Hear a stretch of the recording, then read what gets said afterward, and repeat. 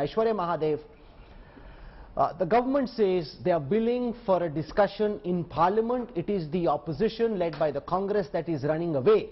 Why not allow for a discussion, and the end of which the Home Minister will give his response? Good evening, Rahul. I think it is extremely hilarious that the BJP is hiding behind this excuse, because if you look at the number of notices that have been given by Congress members of Parliament asking for a discussion in both houses about the situation in Manipur, asking for the Prime Minister and the Home Minister to address the houses and reassure the people of this country, you will realize what the reality is. Mr. Prahlad Joshi will speak outside Parliament, which is so far from the truth, and that is what is the problem. Even today, the members of Parliament of the Congress party, along with their allies, have also spoken of having a discussion to see the way forward. But Rahul, if I may please engage on a few things that have been said. It is extremely appalling that the BJP will come out here at the time of a grave crisis in a state of India and say it is a conspiracy. It is appalling, and not only is it an insult to the intelligence of everybody here, it is a complete abdication of responsibility by saying almost that this was preconceived or this was premeditated in order to disrupt, I would assume, the rise or the sort of the fanfare around the foreign trips of a particular human being, and that is extremely insulting. It is an abdication of responsibility. And Rahul, let me please respond to one other thing. When you want to talk about comparing situations in other states, there has been concisive action and decisive action that has been taken. You have never seen a situation of such stoic silence. It was during Karnataka elections when the Manipur violence first broke out. The Prime Minister was doing road shows in Bangalore instead of responding, and only after such a grave and dastardly incidents of sexual violence against women came out were they forced to respond. There is absolutely no excuse for this behavior. The Chief Minister must step down and President's rule must be impressed upon, because we do not believe this double engine Sarkar is anywhere even capable of administration without destruction. I want to welcome now Ashank Kasar, convener of Forum for the Restoration of Peace in Manipur. Gladly Vaipai Hunjan, victim of the Manipur violence. I want to go across to Gladly first and try and get a sense of how you see this national debate now play itself out, where the government seems to be responding to the charges around Manipur by saying, but what about West Bengal? The situation in Manipur extremely dire, very serious, and once again very predictably falling prey to political considerations between the government and the opposition.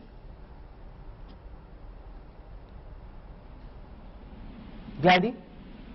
Yes. Can you repeat again, because your voice was fading away? Maybe I didn't hear it properly. Gladly, how do you respond to the politics that is playing out over the question of Manipur at this moment, where we are seeing the government respond by throwing the charge of violence in the panchayat elections at the Trinamool in West Bengal to suggest there is some kind of an equivalence between what's happening in Manipur and what's happening in states like West Bengal and Rajasthan?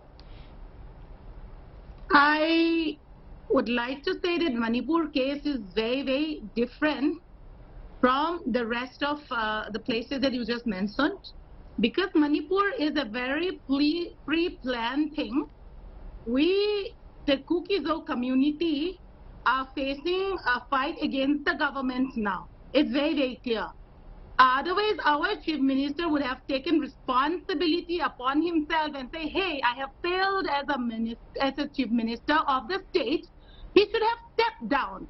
Till now, after 78 days, he continued to be the Chief Minister who controlled most of the police forces in Manipur. And his resignation drama was such a joke. How can the Chief Minister, based on the women folks who blocked the road, based on their demand, continue to sit on the throne and just, toward out the resignation? So this shows that the government is very, very weak. It is controlled by the women of the Meitei, and if the state is not involved, how can violence continue on and on and on? Very unfortunate video have gone viral. We all know that. Shameful to the core. Unbelievable. And after that also, The Chief Minister did not say that the Meitei men are responsible. We are so ashamed. He did not utter such words. And how did those men, 800 plus, have the guts, have the strength to do that on public places, on the road, making videos, movies, that is under a particular police station?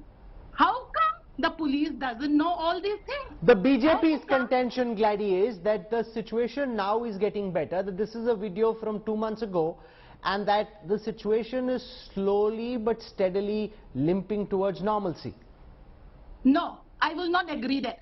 Just because they are physically separated, that the Kukizou tribal are chased away to the hills, and there is nothing left in the Imphal Valley. If the situation was normal, why did they burn down the 3 trucks that belong to the Kukizou?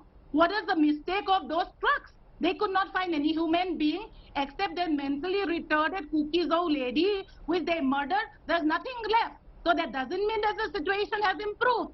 Have the situation improved, then why are we not allowed to access the Manipur High Court in peace and in normalcy? Why are we not, feeling safe to go back to Imphal Airport, which is the only airport? Who likes to travel from Mizoram, bumpy ride of 17 hours in the jungle with mosquito-infested high monsoon rain, risking the life? How are people choosing to travel that way? Think about it. It's 1.5 hour travel from Imphal Airport to Churachandpur. Why are people preferring 17 hours ride? So Anila Singh should respond. Anila Singh from the BJP needs to respond. If you think the situation is getting back to normal, why aren't people living together again? Why are people from the Kuki community having to travel all the way through Mizoram rather than being able to go from the relief camp straight to the Imphal Airport? Madam, do not claim normalcy, because that is in complete contrast to facts on the ground. No, I did not mention that everything is normal there, did I? Of course not. And whether I talk about the state government or talk about the central government, both the governments, they are trying their level best to normalize the situation. We want that everything should go to normal. And this is what any responsible government do. And this is what both the governments are doing. So Ashank Kasar, the government says the situation is now getting better. There is no reason for Biren Singh to step down because the situation was tense, but now it's limping towards normalcy. Ashank Kasar. No, Mr. Rahul, who said that situation is getting now? Who said? Who said that situation is getting now? It is totally lie. You know, the central government and the present government lies so well. Where is the situation getting now? No, there is no any improving the situation. There is no improving the law and order. Now the law and order, you know, in Manipur is totally fair, and the situation is not yet good to say. There is a curfew. There is a curfew in Imphal East Way, and all shops are not open, and education institutions are not open. Banks are, you know, and all the office departments are closed. Okay.